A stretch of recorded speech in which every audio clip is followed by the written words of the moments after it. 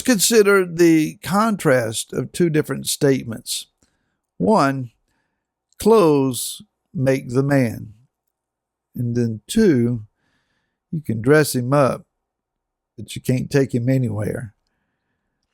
This is Barry Phillips with 10 Minute Torah, day 2 of Tetzaveh. We are still in Shemot, Exodus, of course, and this time in chapter 28, the first 2 verses.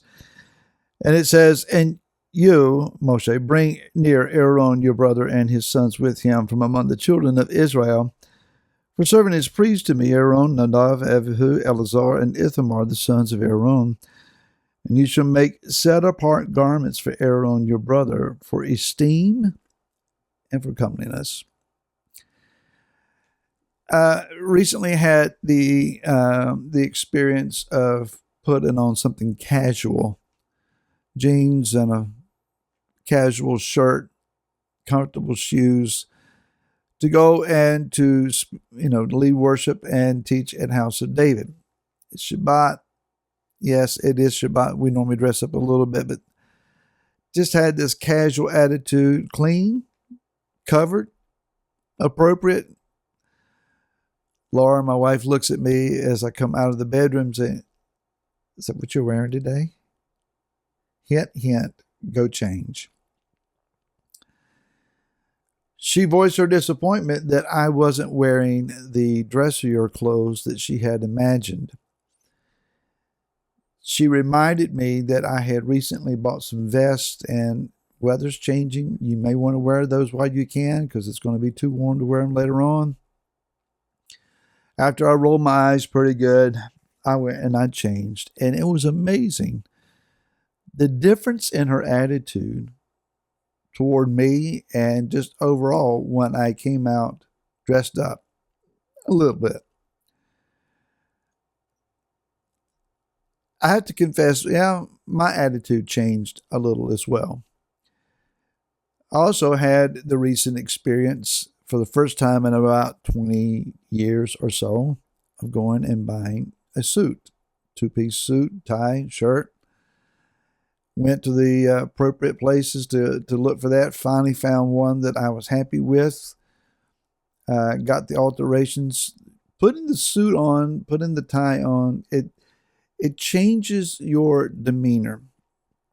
I used to wear suits regularly, at least every Sunday morning. Not so much, only for special occasions. But it's amazing how if you wear just normal, everyday, average clothes, you may be clean, you may be coordinated, you may have a sense of style about what you choose to put on, but still, there's something about what we call dressing up. It's a non-casual, non-average occasion, and you need to wear something that respects the moment. President Zelensky from Ukraine recently just went into the White House for a meeting and was criticized because he didn't come in wearing a suit. Now, that's neither here nor there to me, but nonetheless, it was deemed disrespectful to the office. So there is this protocol in certain occasions to where a certain level of dress is to be expected. But there is also 2 responses. One is that when an individual, this is your average American male, he puts on a suit and tie, shines his shoes, presses his shirt, he looks sharp, he looks good, and his attitude changes. He walks differently. He anticipates people treating him differently. And I can tell you that on those occasions where I've had to wear a suit and then I had to stop off at the grocery store or somewhere and you walk in, people turn like, where did that suit come from? We're all underdressed at the moment. There is a difference in the way people treat you.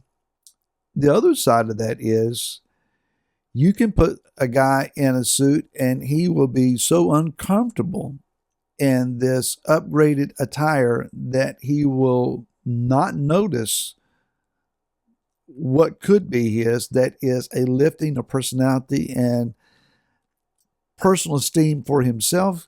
Instead, it's distaste, it's uncomfortable, I don't like this, wearing my blue jeans and my favorite t-shirt. I don't want to be in this. I feel like I'm being constrained here. Clothes in Hebrew is the word beged. And it's interesting that this word means treachery or deceit. That is, that clothes disguise, thankfully, and for the purpose of modesty, they disclose or they deceive us about how the body really looks.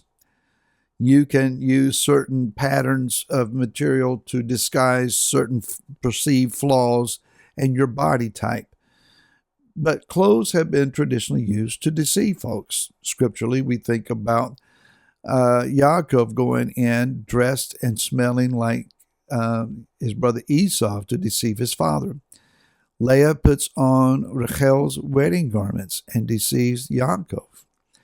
Joseph's brothers bring his coat of esteem to his father covered in blood and deceive Yaakov about whether Joseph is alive or not.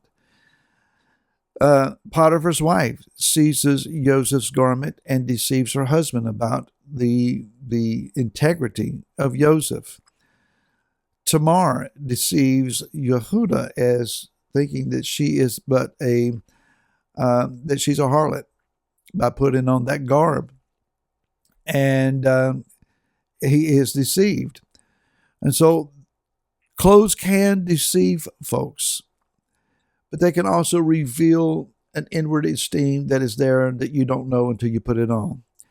Now, the garments that Aaron is to put on as the high priest, are they about deception or revelation? It is really even beyond revelation. Certainly, they're not about deception because he's not deceiving who he is. Yah has chosen him and knows exactly who he is. And there are certain requirements even about his continual lifestyle that have to be met. He has to live his life outside the courts in a manner that enables him to walk in the courts. But as he puts these garments on, he must realize these are the only garments like these in the entire world. Everyone else, we see some image on TV, some celebrity, and they're fashioning some particular style of dress, and we think, I like that, I want to dress like that. And we go out and we buy clothes to look like them because we appreciate the style. Here, there's only one set of these garments in the entire earth, and they belong to Yah, who has given them to Aaron, the current high priest, to wear. They are more than armor for him to be protected while he walks in the most highly charged, most set-apart arena again in the earth. But further, they are about revelation. They are the revelation of Yeshua as he is moving in through the inner walls of this linen guarded sanctuary. He is revealing Yeshua, how Yeshua approaches the altar, how Yeshua lights the lamps, how Yeshua puts the bread on the table, how Yeshua would function in the presence of the Most High. But he is also revealing the Shekinah, the glory, the esteem of the Most High. He is dressed radiantly, bejeweled in his clothes like a king. It is a garment that is worthy of kingship, but yet no other king dresses like this in the earth. Yet he's barefooted. To stay connected, to stay grounded.